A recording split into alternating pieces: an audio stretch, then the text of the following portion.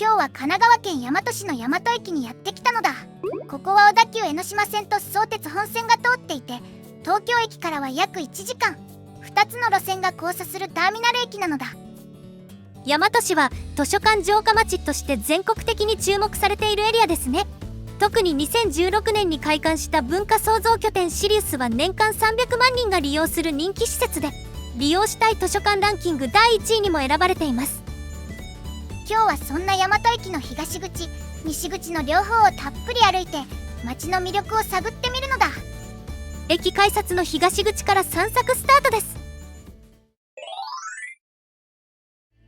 東口改札を左に折れると、目の前に広がるのはきれいに整備された駅前広場です。歩行者専用の広々としたエリアで、駅前とは思えないほど開放感があります。広場に面白いモニュメントがあるのだ。輪っかみたいな形をした現代アートなのだ。シルバーで光ってて結構目立つのだ。変形の中に楕円が組み合わさったスタイリッシュなデザインだね。大和駅のシンボル的な何かだったりするのかな。じゃあこの広場からまっすぐ伸びてる道を進んでいくのだ。そこに大和駅を代表する巨大施設シリウスがあるのだ。駅前広場からシリウスまでは東側プロムナードという歩行者専用の道が続いています。車が通らない約200メートルのまっすぐな道なのだ。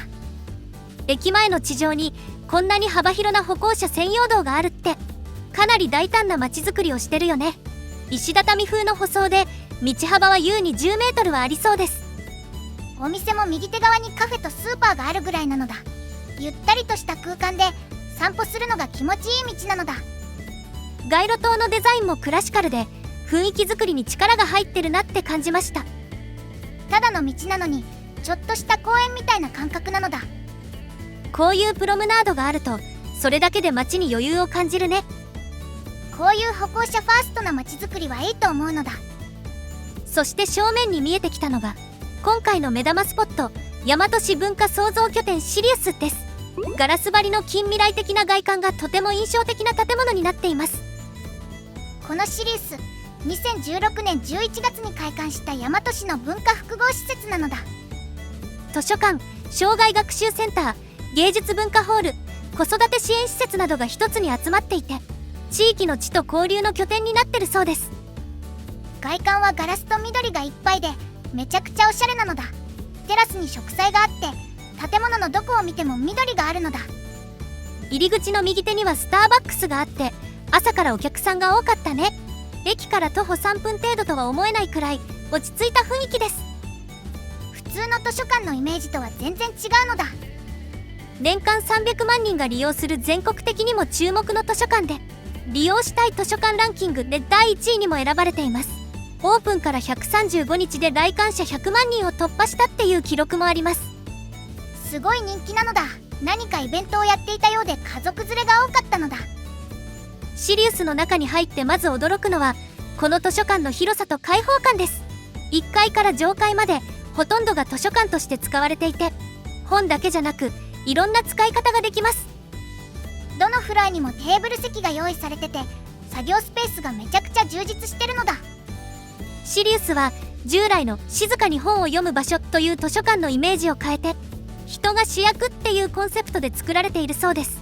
それがここまで人気を集めている理由の一つみたいですね。自由に使えるテーブルやソファーがたくさんあるし、まるで図書館じゃないみたいなのだ。4階と6階にはテラス席もあって、外の風を感じながら過ごすこともできます。読書や勉強、仕事など自由に使える環境が整っていて、市民じゃなくても思わず使いたくなるレベルだね。6階は特にすごかったのだ。フロアの3分の1くらいがテーブルと椅子で埋め尽くされてるのだ。夏休みということもあって学生の姿も多かったですね。みんな静かに集中していて空気感がとても良かったです。6階には自動販売機もあったのだ。飲み物を買ってテラスでのんびりするのも良さそうなのだ。ちなみに蓋付きの容器であれば館内のどこでも飲み物 OK になってます。この柔軟さも人気の理由かもしれません。本だけじゃなくて人のための空間って感じがするのだ。あと2階には有料のワークブースもあって1時間100円で利用できます。静かな空間でパソコン作業したい人にはおすすめです。学生で混んでる時は有料ブースの方が落ち着けそうなのだ。スタバで買ったコーヒーも持ち込めますし、座席にはコンセント、ランタン紙、デスクライトまで完備されていて、がっつり作業したい人にはぴったりです。これは図書館っていうよりもうワークスペースなのだ。この規模の図書館が駅近くにあるって本当羨ましいです。本を読むだけじゃなく、学びや作業の場としての完成度が高すぎます。スタバもあるし、自由席もいっぱいあるし、こんなの地元にあったら毎日来てしまうのだ。こんなに使いやすい図書館が市の施設って本当にすごいですね。大和市の本気を感じました。シリウスの正面から右手に回ると、外から2階へと続くスロープがあるのだ。スロープを登っていく途中、左手側にあるのがエプロント大和文化森店。ちょっと名前が長いけどカフェチェーンのエプロントです。ガラス張りの明るい店内で外から直接入るスタイルになってるのだ。シリウスの中からは行けないのだ。1階のスタバは混んでましたけど、こっちは意外と空いてました。知ってる人しか来ない感じで穴場っぽい雰囲気ですね。そしてさらにその奥に進んでいくと神社の鳥居が見えてきます。図書館のすぐ裏に神社があるのだ。こちらは大和天満宮、学問の神様菅原道真を祀っている神社で、知る人ぞ知る図書館に併設された神社なんです。図書館と神社ってなかなかない組み合わせなのだ。もともとは1945年に創建された神社で、2016年のシリウス開発に伴ってこの2階デッキに遷座してきたそうです。戦後復興の象徴として日本復興の道しるべにすべしという思いで建てられた歴史があります。空に近い神社っていうのもなんだか特別な感じがするのだ。学問の神様だし、勉強や読書の前に参拝するのもありなのだ。鳥居や手水舎、社殿もちゃんと整っていて、小さいけどきちんとした神社です。こういう場所があるってなんか落ち着くのだ。周りがビルやマンションの景色なのがとても不思議な感覚なのだ。次に向かうのは深見神社です。シリウスから東へ進み、線路沿いをしばらく歩いた先にあります。こちらも歩行者専用のプロムナードが続いていますね。駅とは反対方向だから住宅街の中を通る散歩道って感じです。地図で見るとそんなに遠くなさそうだったのに、実際に歩いてみるとなかなかの距離があったのだ。しかもこの日は真夏の昼前、アスファルトの照り返しもあって途中はちょっと後悔しかけました。暑さで体力が削られていくのがわかるくらいだったのだ。しばらく歩くとプロムナードが終わって普通の道路になりました。ここからは線路沿いの道を下っていくのだ。右手に相鉄線の線路が見えるのだ。徒歩で10分かからないぐらいの距離でしたが、入り口が見えた時はホッとしました。木製の鳥居が趣があって素敵ですね。参道も綺麗に整備されています。予想以上に広い境内なのだ。来てよかったって気持ちになったのだ。深見神社は創建が約1500年前と伝わる由緒ある神社です。927年の縁起式神明帳に記載された縁起式内社で、相模国13社の一つという格式高い神社なんです。1500年って想像もつかないぐらい昔なのだ。シリウスとは真逆で、こっちは超歴史のある場所なのだ。縁起式内社っていうのは平安時代に朝廷が正式に認めた格式の高い神社のことです。源頼朝や太田道灌、武田信玄といった歴代の武将たちからも信仰を集めていました。そんな有名な武将たちも参拝してたなんてすごいのだ。歴史のロマンを感じるのだ。現在の社殿は昭和16年に再建されたものです。明治時代に火災で焼失してしまったんですが、立派に復活しました。ご祭神は竹見和地の神、竹見中田の神、倉女将の神の御柱で、それぞれ武運長久、風、雨を司る神様として信仰されています。古代からの雨の恵み、武の守り、風の巡り、御柱の神様が今も大和市を見守ってくれてるのだ。そしてこの大きな木が樹齢500年の春ニレのご神木です。市の天然記念物に指定されていて、昔はなんじゃもんじゃの木って呼ばれてたそうです。めちゃくちゃ大きな木なのだ。500年前からここにあると思うと、これも歴史を感じるのだ。境内にはいくつかの境内社もありますね。左側に赤いのぼりがたくさん立っているのが小倉稲荷神社です。小倉稲荷神社があるあたりがかつて深見神社の拝殿が置かれていた、いわば本来の参拝の場だった場所なのだ。五穀豊穣や商売繁盛、縁結びまでいろんな願い事にご利益があるって親しまれている神社です。そして右側にあるのが靖国社なのだ。靖国社はもともと厚木海軍飛行場にあった厚木空神社を戦後にここに移したものです。戦争で亡くなった方々を祀る神社として今も大切に守られています。シリウスの革新性と深見神社の歴史、大和って新しいものと古いものが共存してる面白い町なのだ。駅から歩いた距離は長かったけど来る価値のある神社でした。1500年の歴史の重みを感じることができましたね。深見神社を後にして再びシリウスまで戻ってきました。次は駅へ向かう道沿いにある銀座通りを歩いてみます。シリウスの正面からまっすぐ伸びてる道なのだ。最初に通った東口プロムナードの裏にある道なのだ。通りの名前は銀座通りだけど正式には大和銀座商店街っていうみたいなのだ。大和駅周辺には11もの商店街があるそうで、その中の一つがこの銀座通りです。飲食店の看板が結構目立ってるのだ。焼き鳥屋さんとか居酒屋が多い印象だったのだ。お昼なのでほとんどのお店が開店前って感じだね。夜になるとこの通りはまた全然違う表情になりそう。駅前だし仕事帰りの人たちでにぎわいそうな予感です。駅に近づいてくると松屋と王将があったのだ。チェーン店があるとちょっと安心するのだ。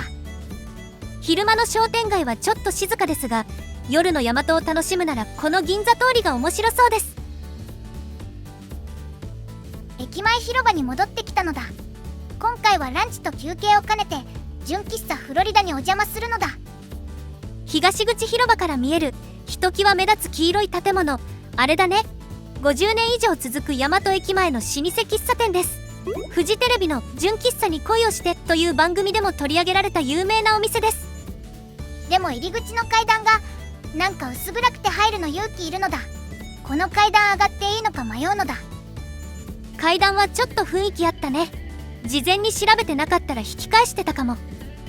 階段を上がった先に扉があるけどここも入っていいのって感じなのだ。でも勇気を出して扉を開けてみると、そこには昭和の雰囲気がたっぷり詰まった落ち着いた空間が広がっていました。紫と緑のカラフルなソファーに壁一面に写真がいっぱい貼ってあるし、年季の入った漫画もずらっと置かれてるのだ。昭和レトロの世界に迷い込んだみたいなのだ。想像以上に広い店内で座席もたくさんあるね。もともとはダンスホールだった建物を改装したそうです。お客さんは一人で来てる人が多かったのだ。ナポリタンとアイスコーヒーのランチセットを注文しました。900円でドリンク付きはお得ですね。ナポリタンは味も見た目もこれぞ昔ながらのナポリタンって感じだったのだ。太めの麺でケチャップの味がしっかりしてて想像通りの懐かしい味です。座席は店内がよく見えるテーブル席にしたけど、次に来るなら窓側の席も良さそうでした。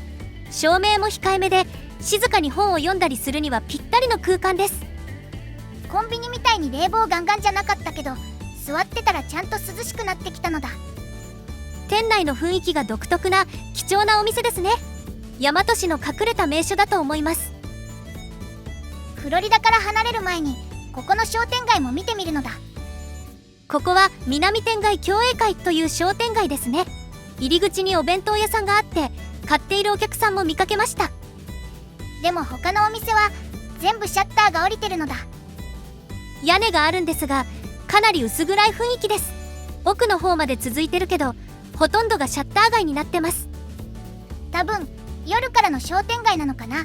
駅前だしどうなんだろう。なんだか裏通りに迷い込んだ気分になってくるね。次は大和駅の西口方面に向かうのだ。西口に出るとこちらにも広い歩行者空間が整備されてるね。西口の広場はなでしこ広場と言います。そしてこの広場から伸びる歩行者専用道路がなでしこの道。ピンク色の旗になでしこの道って書いてあるのだ。東口とはまた違った雰囲気なのだ。実は大和市は女子サッカーの街として知られていて、川澄奈穂美選手をはじめなでしこジャパンで活躍した選手を多く輩出しています。川澄選手は大和市出身で2011年のワールドカップ優勝メンバーだったのだ。2013年に川澄選手や大野忍選手、神尾延恵選手、小野寺志保選手など大和市ゆかりの女子サッカー選手の活躍をたたえて、西口のこの広場が大和なでしこ広場と命名されました。撮影し損ねてたけど手形モニュメントもあったみたいなのだ。4人の選手の青銅製の手形が設置されてるのだ。東口がシリウスを中心とした文化的な空間だとすると、西口はスポーツ、特に女子サッカーを軸にした街づくりをしているんですね。このなでしこの道を通って次の目的地のふれあいの森に向かいます。なでしこの道をまっすぐ歩いて約10分、ふれあいの森に到着したのだ。大和駅の西側にある水と緑と花をテーマにした総合公園ですね。大和市を代表する公園の一つです。来る前は子どもたちのための森林公園をイメージしてたけど、実際に来てみると森林の中を歩く散歩道って感じなのだ。確かに広場と遊具もありますが、大部分は散歩道になってるね。子供が走り回れるのは敷地の中央にあるふれあい広場ぐらいかも。ふれあいの森という名前通りの森って感じです。お昼過ぎだけど猛暑だからか人がほとんどいないのだ。家族連れが一組いたぐらいなのだ。公園内にはグリーンアップセンターもあって、花や緑に関する情報を提供しています。四季を通じて花や樹木を楽しめるよう整備された見本園もありますね。せっかくなのでふれあいの森に隣接してる熊野神社に行ってみるのだ。ふれあいの森の中から引地川方面に道を間違えながらもなんとか熊野神社に到着しました。暑さで体力を削られながらの移動だったけどやっと着いたのだ。こちらが熊野神社の入り口です。石造りの鳥居と右手には熊野神社の立派な石標が立っています。この階段を登った先にあるのだ。段数はそんなにないのでもう一息で到着なのだ。階段を登ると緑に囲まれた境内が見えてきました。森の中にひっそりと佇むとても雰囲気のある神社ですね。予想以上に立派な本殿なのだ。熊野神社はご祭神としてスサノオノミコト、早玉のおみこと、イザナキのみこと、琴坂尾のみことの夜柱を祀っています。創立年代は不詳ですが、江戸時代初期に再建されたという歴史があります。江戸時代からの古い神社なのだ。地域の総鎮守として五穀豊穣や縁結び、交通安全の守護神として親しまれてきました。現在の社殿は昭和53年に地元の氏子さんたちが力を合わせて再建したものです。9月には例大祭もあって地元の人たちでにぎわうみたいなのだ。普段はとても静かで森に囲まれた神聖な雰囲気が心地いいですね。ふれあいの森とセットで回れるのも魅力的です。真夏の移動は大変だったけど来てよかったって思える場所だったのだ。森から脱出して住宅街を通って次の目的地に向かうのだ。熊野神社とふれあいの森から一転住宅街を歩いて喫茶チャイカに到着しました。チャイカと読むちょっと珍しい名前の喫茶店です。この建物すごく印象的なのだ。三角形の特徴的なシルエットでとても目を引きます。創業約50年になる老舗のコーヒー専門店なのだ。自家焙煎とサイフォン式コーヒーが自慢のお店なのだ。店内に入ってみると外観の印象とはガラッと変わって古民家のような落ち着いた雰囲気になっています。木の梁が見える天井にシックで温かみのある内装です。高齢のご夫婦で切り盛りされてるみたいなのだ。このお店の特徴は注文を受けてから豆を焙煎してサイフォン式で1杯ずつ丁寧に入れてくれることなんです。今週の入りたてっていうのに惹かれて暑いのにグアテマラのホットコーヒーを注文したのだ。ホットサンドのシングルミンチミートも一緒に頼みました。こちらの小皿に入ってるのはミルクですね。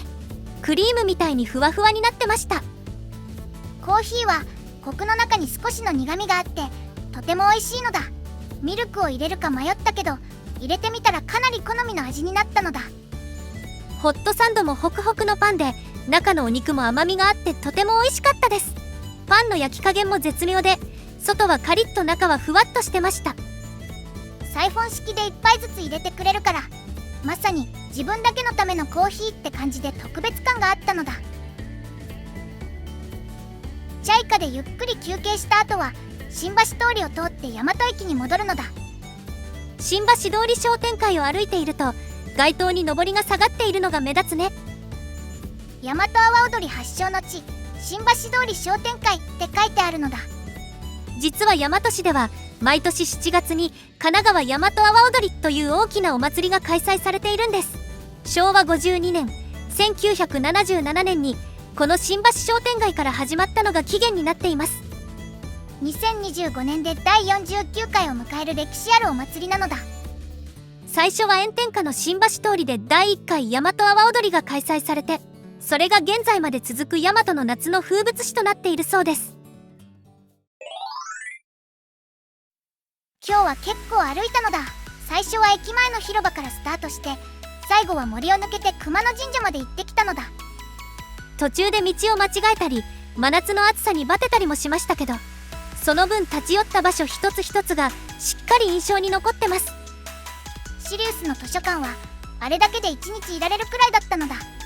それに喫茶店はどちらも老舗で別々の個性があって楽しかったのだ。神社もそれぞれ雰囲気が違っていて静かに歩くのにぴったりだったね。今度は阿波踊りの時期にまた来てみたいのだ。その時は夜の商店街も歩いてみたいのだ。大和駅の魅力はまだまだありそうです。それでは動画はここまで。最後までご視聴いただきありがとうございました。よろしければチャンネル登録と高評価よろしくお願いします。動画作りの励みになるのだ。